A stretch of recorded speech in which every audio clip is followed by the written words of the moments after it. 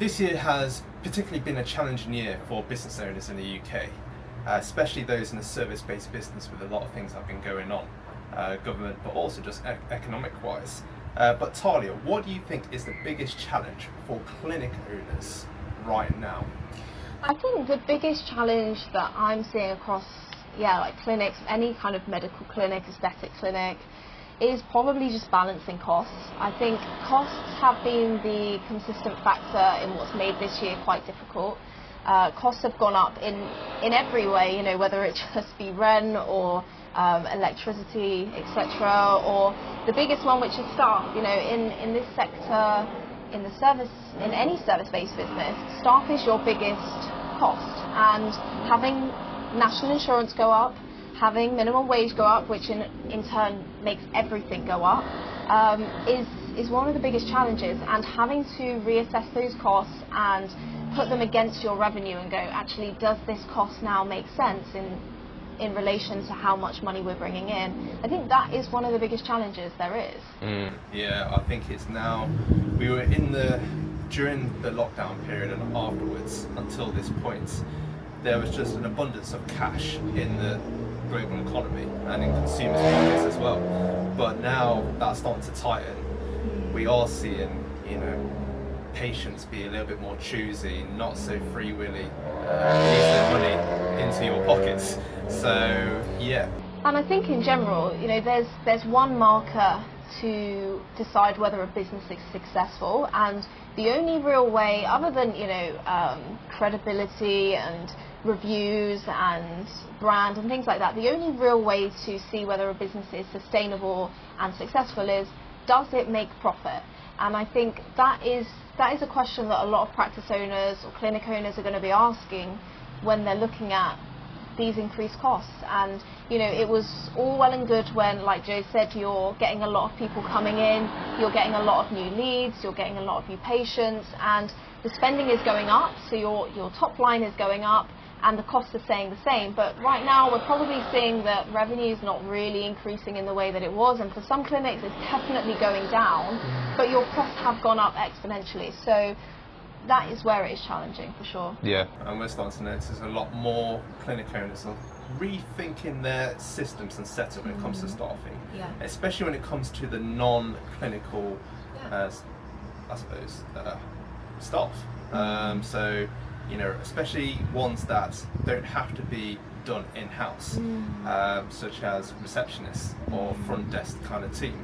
Don't get me wrong, we know that having a receptionist is needed for that in-person experience when a patient walks through the door. However, for the calls, the DMs, the other inquiries that are online or over the interweb or the phone lines, that is something that can be, I suppose, outsourced. But coming back to the point of staffing, to hire and keep good staff in 2025, especially let's say receptionists or whatever, why is it so hard?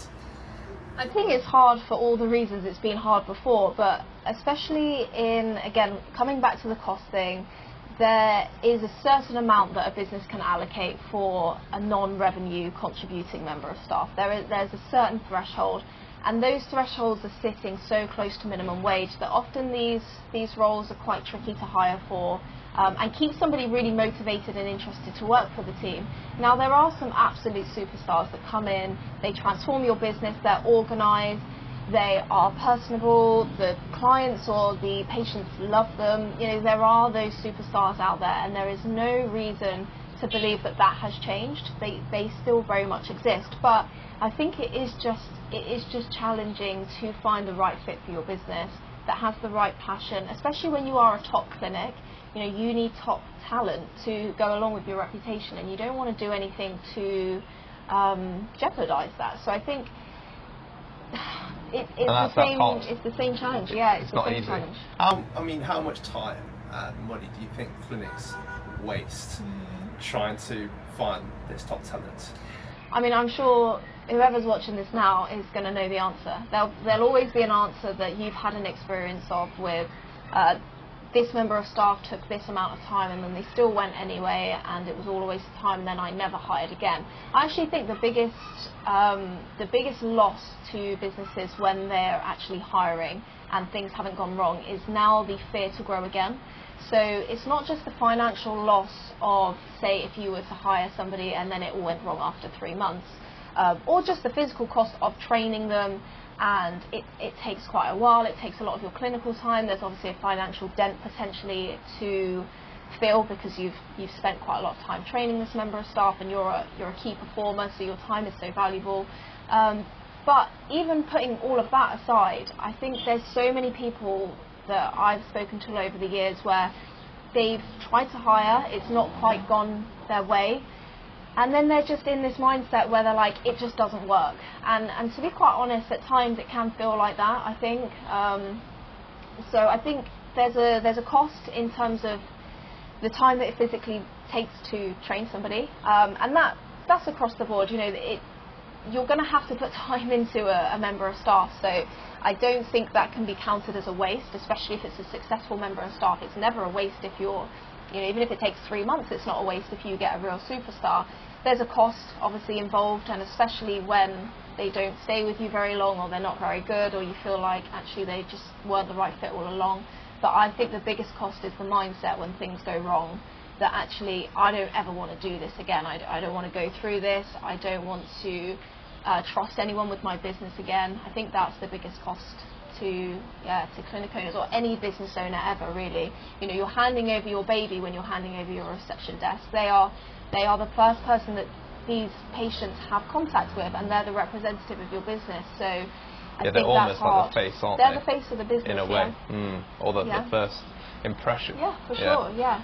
So but to kind of come back, like you say, it's one thing training these people, these front desk receptionists, but people change, and they can move on, and that what we see tends to be because of burnout, would you say?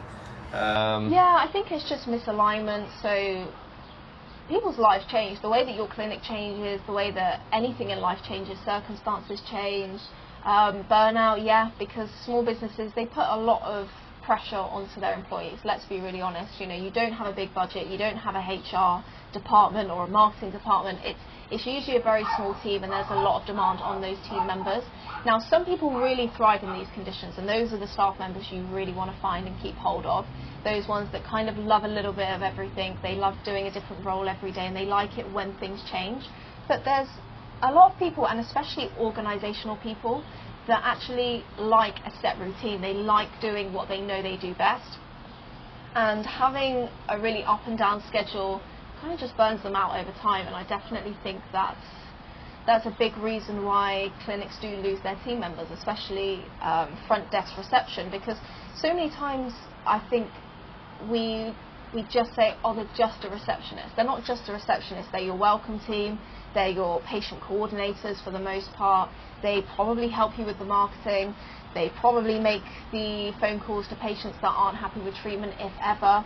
You know, they do a lot of things and they wear a lot of hats, and that is, it's a big role. Despite it often not having a big budget allocated to it, it is a big role when you break it down. So I think, burnout, and honestly in a lot of businesses, not feeling appreciated for the role in relation to how stressful that burnout can sometimes be is probably the biggest reason. Yeah, for sure. And so let's say with a receptionist, if they do leave, what would you do as a clinic owner? Would you just again rehire for the same role, and maybe 2, just so you have a backup, or do if they can afford it, or would you do something else? Well, I mean, if somebody leaves, if you're given a month's notice, you've got 1 month to find somebody. If somebody says, I can't take this anymore, I'm leaving tomorrow, then you've got no time whatsoever. And I think this is where the biggest mistakes come with hiring, because ultimately, you know, if you've got a month to hire, you know you can be a little bit more choosy with who you are selecting as your candidate. But if you're in a situation where it's an urgent rehire, this is where you're typically going to make the most mistakes. I don't know who said it, but the best time to hire is when you're not actually looking. It's when you're It's when you're just finding top talent. You've always got an application open. You're always looking for somebody to join the team, because for the right person, it would be perfect. But yeah, I mean, you've got to rehire. You need to fill that gap. Otherwise, your clinical time is going to go down, because you're going to be the person responding to DMs.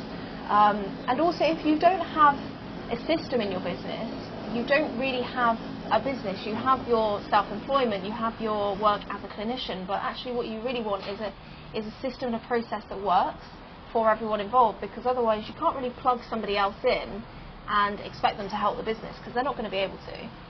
Exactly. So in terms of if you were a clinic owner again, and you need a front of house kind of receptionist to deal with the welcomes, when would you look to maybe get a remote receptionist or virtual receptionist to support that front house receptionist? Yeah, I think if you're noticing your receptionist burnt out, things are getting missed, and it's not a performance-based issue, it's I actually just don't have time or the mental capacity to kind of juggle all of these problems, then I think that's the time that you start looking for a receptionist. But I think the reason that a lot of clinics don't then look for somebody to help that first member of staff is because actually the cost is huge. If you've allocated, let's say, £30,000 for a receptionist, and that's just for their role, that's without everything else, of course.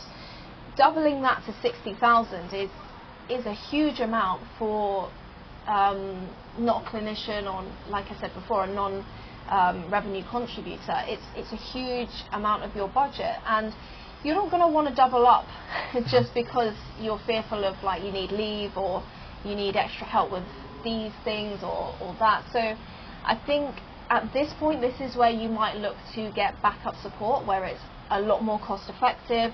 Actually, you have a dedicated person that is from home and is working on, just say, for example, the calls, because I think the biggest challenge for receptionists when they're in clinic is they go to make that phone call, and then all of a sudden your patient is finished with their treatment and you're saying, can you put this patient in for next week?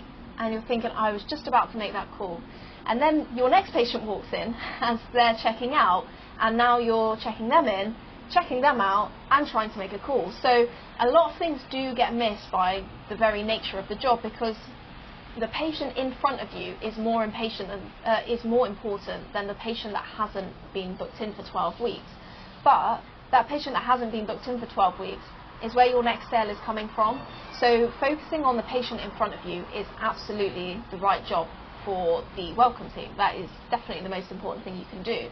But in that, everybody that's not booked in is kind of being ignored. So I think at that point, that's where you look to find somebody that's more cost effective, that is there just to help your other members of staff, that are there to develop the team and make sure that all of these things that can be missed in clinic are just followed up with all of the time. Yeah, for sure. So if I'm a clinic owner and listening to you right now, I'm probably thinking a couple of things. One, I get it, totally get it, but I've never hired someone remotely before, and if I have hired someone remotely, it's not gone very well, because one, they don't sound like us, they just vanished after a little while. They asked for more money, so it just wasn't worth paying for it. I might as well just hire in-house for an apprenticeship. So what would you kind of recommend, they're not services, of course, but what would you recommend a clinic owner to kind of consider before they get back or look for the first time into hiring remotely to back up the receptionist? Yeah, I think there's a lot to unpack there, but I think the first thing, I just come back to, I've never hired someone abroad before, I've never hired someone external before, and the good thing is you're not going to have to do that. So you are engaging us as a business, and you're not looking for somebody directly. We've been hiring talent from all over the world now for what? Me, myself, 10 years, you? Me for the last 7-8 years. So it's a tough thing to do, and it's a tough thing to manage, and there's a lot of processes involved, there's a lot of screening involved.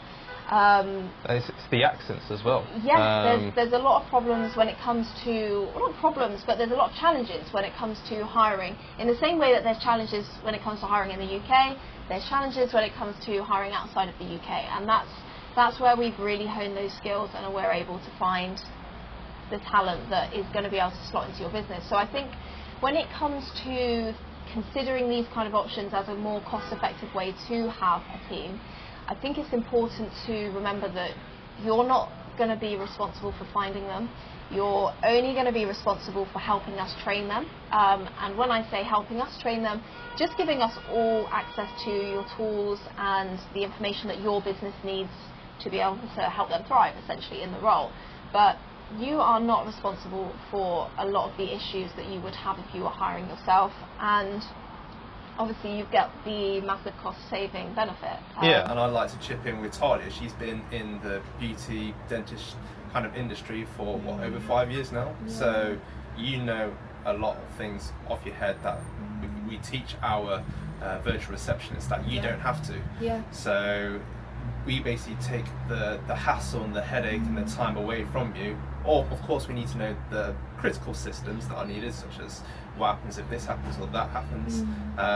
But most of it is taken off your plate. Yeah, for sure. And then, we are really hyper-focused on giving you somebody that's not just cost-effective, but feels like this was the best hire you could possibly have for the role. Because there's no point picking somebody because they're cheaper. You have to pick them because they're the best option, and that is still what we're hyper-focused on. So it's not going to be a situation of compromised quality because you needed the cost saving. It's always because the quality is great, but the cost is better. So that's the key thing, I think, to take away from this is, if you're thinking about this, if you're in a situation where you're like, actually, I do want to grow, but I really am having to look at now the cost of growth and what that looks like, then this is not only a great option because it's a better cost to you, but it's also a great option because you're going to have somebody that is a superstar. When we say talent from across the world, we mean they are talented at what they do. They are passionate about what they do. They want to do what they are doing. And I think that's really important for patients nowadays, is when they're making decisions about which practice to go to, your patient experience does have to be higher, especially if you're at a higher price point. When people have less resources and the customer spending is lower, things like your patient experience, the quality of your work and the expertise of your clinicians or practitioners is really important. So I think everything comes down to that patient experience and making sure that it exceeds expectations. And I think again, if you're a clinician right now, listeners, you might be thinking, no, this sounds great, but I can do this myself. Why? Well, a question we got the other day from a dentist who's from India is, I can just go and hire an Indian. Why should I use you? How would you answer that for those people who think like, I can do it myself, and maybe for cheaper as well? Yeah, for sure. I mean, if you feel like you want to spend the time, you feel like you want to hire 6 people and only get 1 out of it and things like that, if you want to do it yourself and you want to experience that, be my guest. I think that will be a learning experience for you that you will somewhat enjoy. But I think there's value in having a team behind that. There's value in having us helping you train them, having us help keep them accountable, having resources to do so. We not only hire these team, but we keep them accountable. We incentivize them with bonuses on our end that don't, have no extra value from your end. And essentially we're monitoring everything. We are doing consistent training to help keep them progressed in their role. And there's no trial and error. This has been trialed and errored for the last few years. So there is that process for you that you will go through over the next 5 years like we have. You get to benefit from not having to do that. So I think the key thing for me is, with our experience, we find top tier talents. Whereas if you haven't been hiring remotely, it is tough. And we have systems of how we hire, the application process, how we screen, and then the management side as well is another headache. And we've hired people from Philippines, from South America, from Africa, you name it. We found the particular places that tend to work better. Don't get me wrong, you find gems in other places as well. But this is something that I think is not being utilised enough. And I think it's just because of the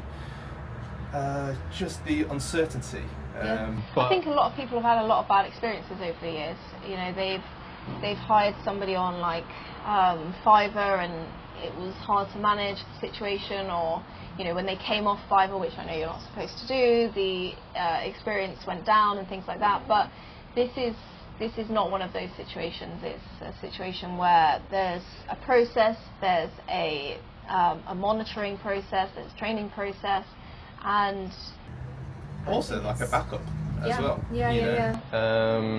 So if, say, for example, your remote receptionist was ill, we're not leaving you in the dark. We have another remote receptionist that is trained on your business too, so you are not left without coverage, because I think that's one of the biggest issues as well. You know, with staff in the UK, they are allocated 5.7 weeks off a year, so you don't have a staff member for that amount of time, or you're paying them their holiday on top, essentially, and you don't have a backup, and you definitely don't want to pay, you know, the nearly £3,000 of holiday spend and £3,000 on top for the cover for the holiday spend. So that is something that we cover. We get the issues that come with staffing. We get that it's a headache. We get that at times it can feel quite scary because HR is involved and this is involved and this problem's happening. So we are here to quite literally swipe all of those problems out for you, because your goal is to run a clinic successfully, not to deal with every single headache if there's an alternative to it. So I think that's one of the key benefits for us, really. Yeah,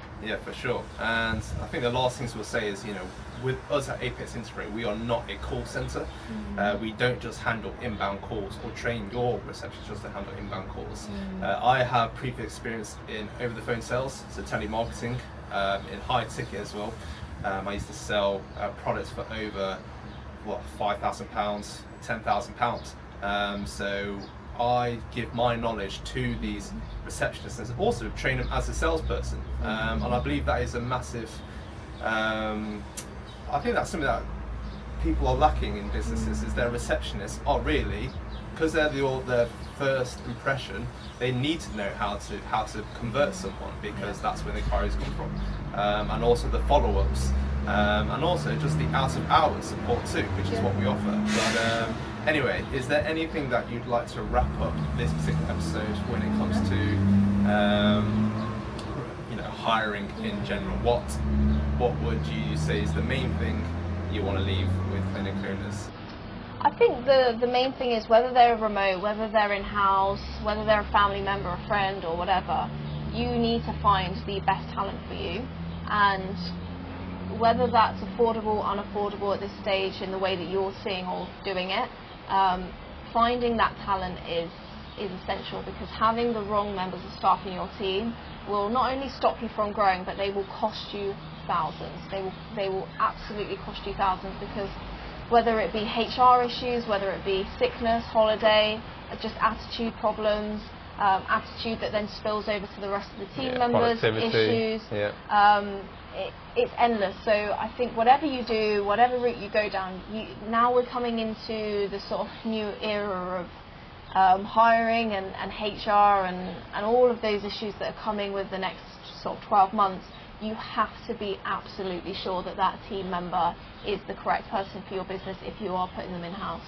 Yeah, for sure. So if you'd like to find out more information about the service that we offer, they'll obviously be in the link below. And if you have any questions, please do get in contact. But I hope this was helpful, and if this is something you'd like to know more about with the different topics that we go through as we're going on, please do subscribe and like, of course, if you want to see more going forward. But again, thanks for watching.